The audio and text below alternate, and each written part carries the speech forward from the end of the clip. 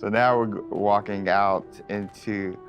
We really tried making these low-ceilinged dorms to give you that Badger set sort of feel. And the first thing I know is the music.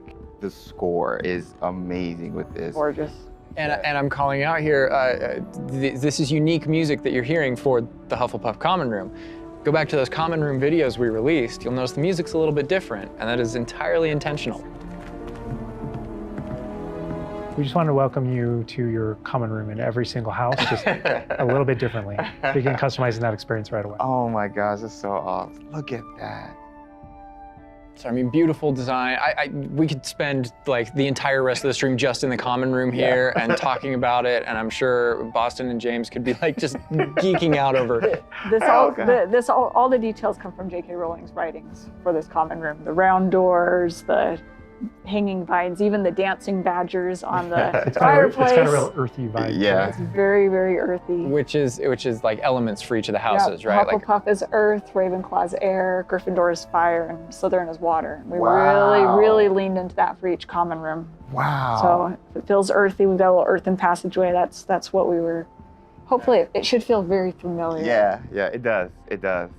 But I know you don't want to leave, but we're gonna be leaving. Thank you. I understand. Whoa, the sound effects though. Like, looking back at the past trailers, it was just music, but kind of hearing how Hogwarts is now, it's so cool. Very tactile. Yeah. Andrew's going to make use of one of our spells, Revelio. Use Revelio right here, because there's a little magic going on. You notice a little something there. Yeah.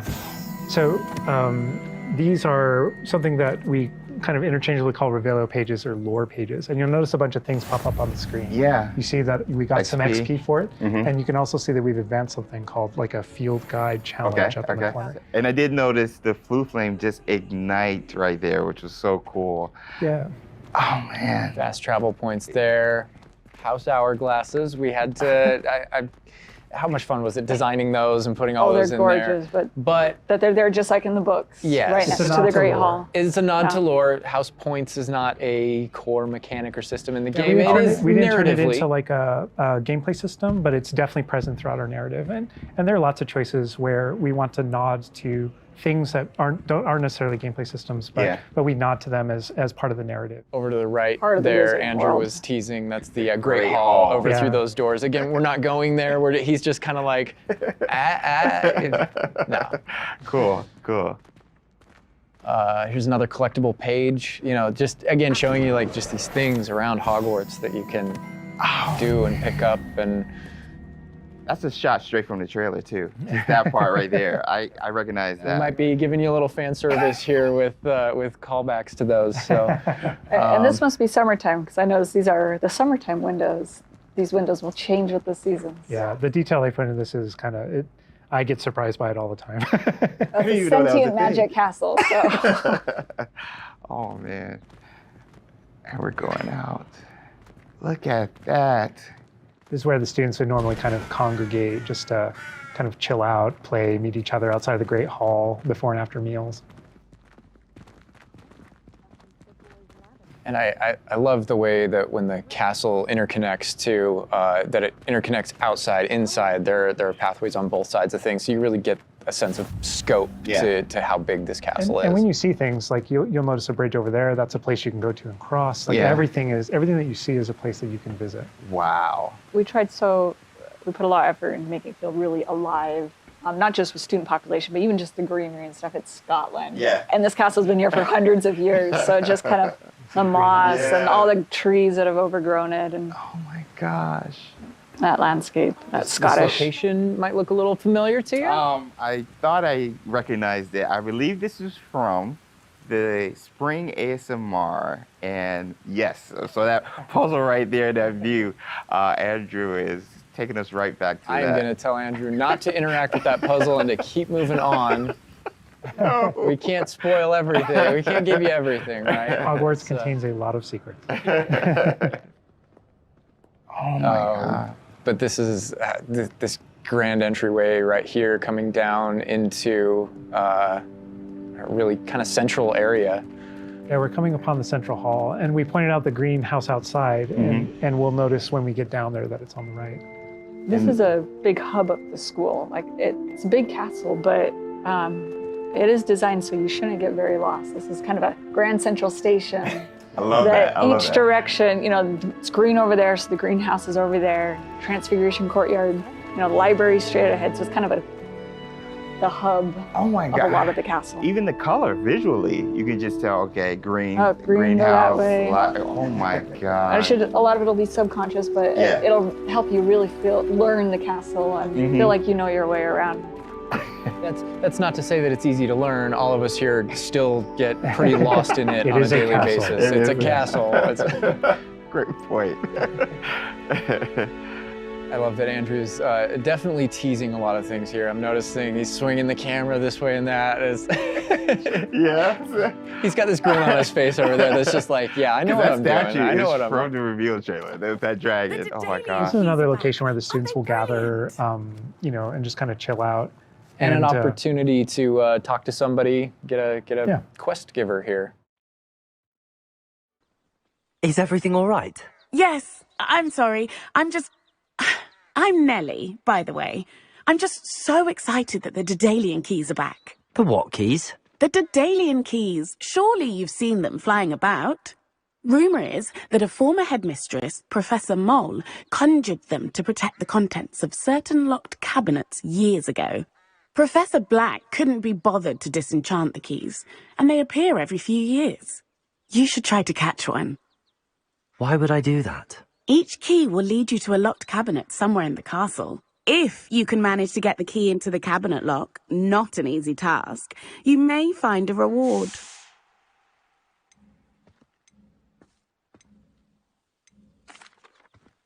Perhaps I'll give it a go. I hope you do. In fact, I think I heard one of the keys in the astronomy tower. You should listen for them.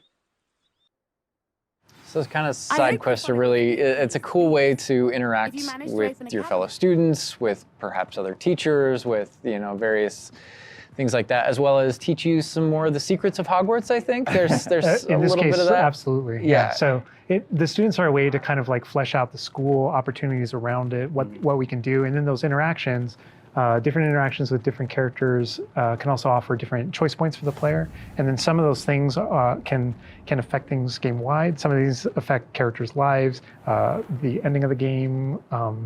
And sometimes it's just about you being a little bit of a nice guy or just being a jerk. Yes, absolutely. So the scale really varies, but those opportunities exist for the player. Wow, look at this. This is the Dada Defense Against the Dark Arts. Tower, which this is one of my favorite locations in the castle. Just visually, you come in here and just the richness of this area is very iconic, very unique to anywhere else in the castle. Somebody else that we can talk to, notably a younger student. Yeah, she looks like a first year or an 11-year-old. Are you all right? Don't you know who I am? Zenobia Noak, the girl whom everyone at school hates for no reason.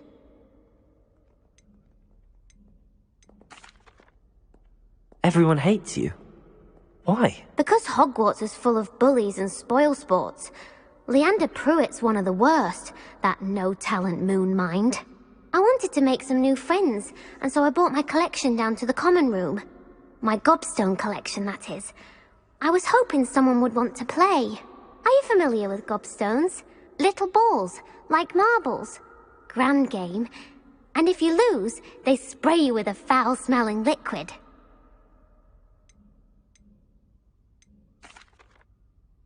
I haven't much interest in a game that sprays you with odors. Only if you lose, which I never do. Or at least, not often. People can be so cruel. Just because they're sprayed all over with smelly gobstone spit, it's their own fault for losing. Imelda is one of the worst losers. Everett and Astoria are terrible as well. And now those poor losers have taken my gobstones and hidden them in very high places all over the school.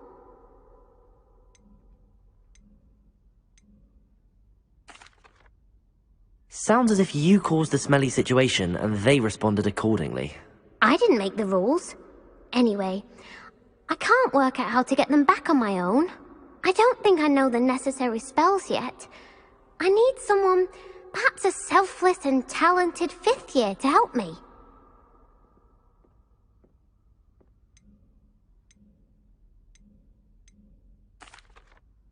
I'll see what I can do. I'd appreciate the help. If you do find all of my gobstones, do come and see me again. I'll be back to playing Snake Pit and Jackstone by myself in no time. I love that interaction with her because there's so many ways that you can go with that. You can you can feel for her. You can be a jerk to her. You can be like, gobstone sounds awful. It sounds like you're just mean. Yeah, and your opportunities to be mean there aren't over. So, they continue. That's a good example of the gobstones too. I know people are gonna ask, gobstones playable? They mentioned it, right? Yeah. Gobstones is one of the things that is not playable in the game. I know we've had to rip the Band-Aid off on a few things.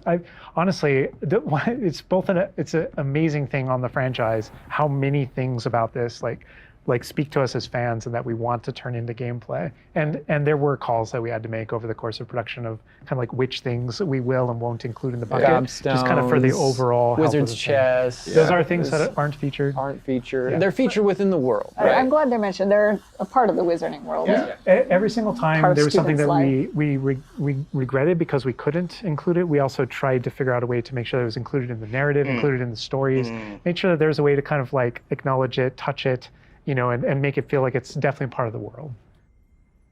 And I know here too, we're like, reaction.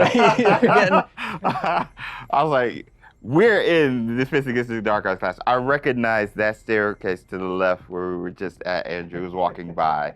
I also recognize the dragon at the very top. Oh my gosh.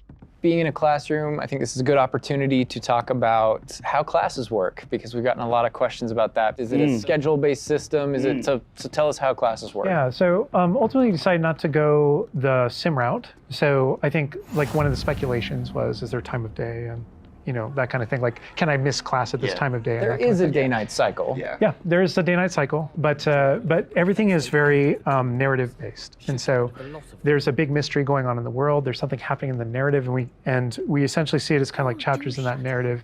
Each chapter of which has a set of missions that you can choose between as you're progressing through the game, and classes fit within that structure. So there are mainline things that the players have to do, and then classes also appear on the sides as well as optional things that help you advance your spells. It's absolutely true that classes provide all of your major tools throughout the gameplay, your spells, your major abilities. You get to know the professors. Each one of them has these bespoke kind of events and moments in those missions. And then there are also additional opportunities outside of that through kind of like side classroom missions, essentially, where you can learn additional spells or things that you need in your adventure and also get to know the professors better. And I just want to call out something that Andrew's been kind of showing off, ways to kind of interact with the environment and just engage with the world. And, maybe down there who's sipping some tea with the Victorian high, high society. High society. And it's no wonder you like this area because we built it for like the purebloods and the Slytherins. Oh, come on. Well, like, speaking of lived in, like, the sound effects again, the chatter of the communication that's happening and the footsteps, like, it just makes it feel more alive. Little events like that, brooms going I by just saw overhead. a broom go by. Love that. The data tower was one example, but no two hallways should look the same in Hogwarts. It has a lot of personality. Every hallway should be a little bit different, and that's mostly to help orient the player, help you not get lost. But this is Hesperus Hall. That's a little nod from the Marauders, a name that came from the Marauders map. But every hallway will have a little bit of a different personality and personality. I like that because it does. Like Hogwarts has character. Hogwarts is its own character, no matter where you go. Yeah. Feels just a little bit different. Yeah. It's a sentient castle full of magic for hundreds of years. It's going to kind of grow and develop. I heard something. Yeah. Speaking of characters. Speaking of magic, Mr. Magic himself. My future poltergeist too.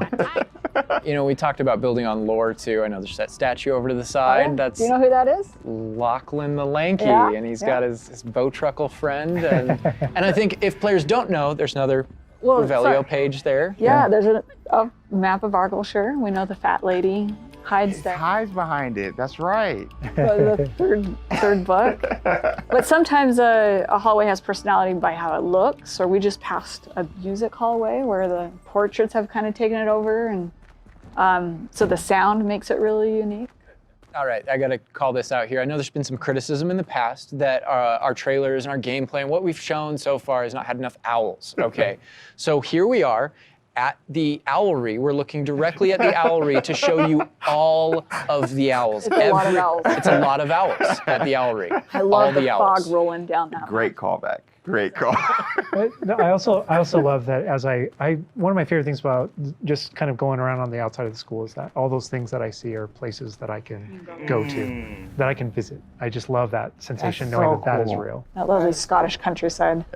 We're kind of closing out our mini tour of Hogwarts, and again, it was but a fraction of this enormous castle. But we're closing it out here in the clock tower, so another recognizable location. Yeah. But this is where Crossed Wands, which is the secret, not so secret dueling club is that the students have put together. Professors definitely know about it, but they think they're being clever. And it's run by this Lucan Brattleby here, who's in a younger year, but we kind of like that that he's running things. Hello, Lucan. May I use the training dummy? Of course. I'll fetch it and give you a list of combinations to practice. Ready to have a try now? That would be wonderful. Be sure to cast all your spells before the dummy lands. If you need to stop practicing before you finish all of them, let me know. And this is a really good opportunity to now jump into combat, because really in the game, this is going to be the first time where you yourself get to learn about combat and combos in a big way and in a new way. For me personally, this was where the game really starts to open up to the possibilities. Yeah. So we've set up a training dummy, and this is kind of an activity where you're supposed to execute according to kind of the iconography on the top. Now, what we see on the top is the Accio spell, followed by 4 what we just kind of lovingly refer to as basic shots. There's certain spells what the wizards kind of use, just kind of fling. Andrew's using one now. And you trigger that by tapping R2 on your controller. So you can see in the corner R2. So if you tap R2, that throws out a basic shot. But that R2 is also your gateway to all of the spells that you might slot. So if you hold R2 instead, you can see how the diamond expands. And if we let go, you see how it contracts. Yeah. And so if you hold it again, it expands.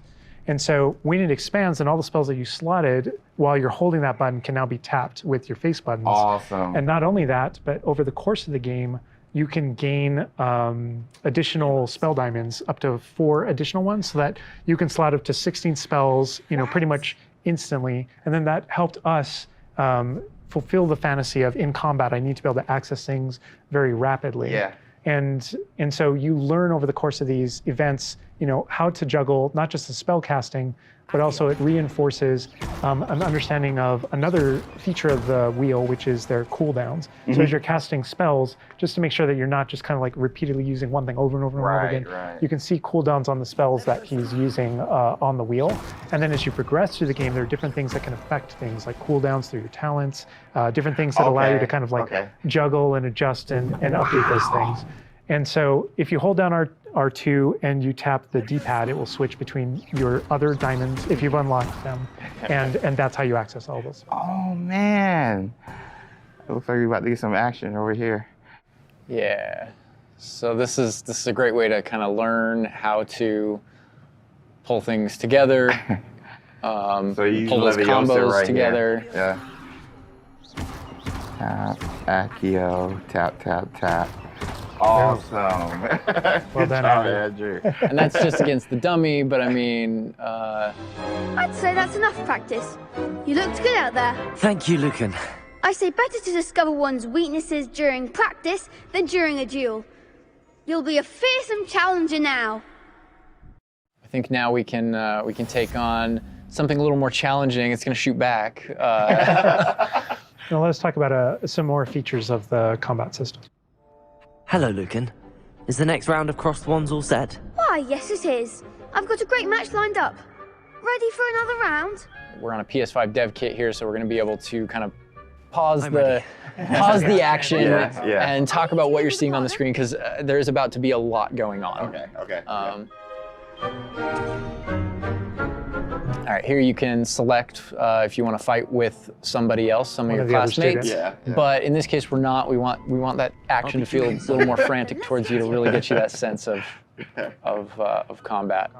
Back into gameplay here. Andrew's gonna pretty handily finish these other students off here.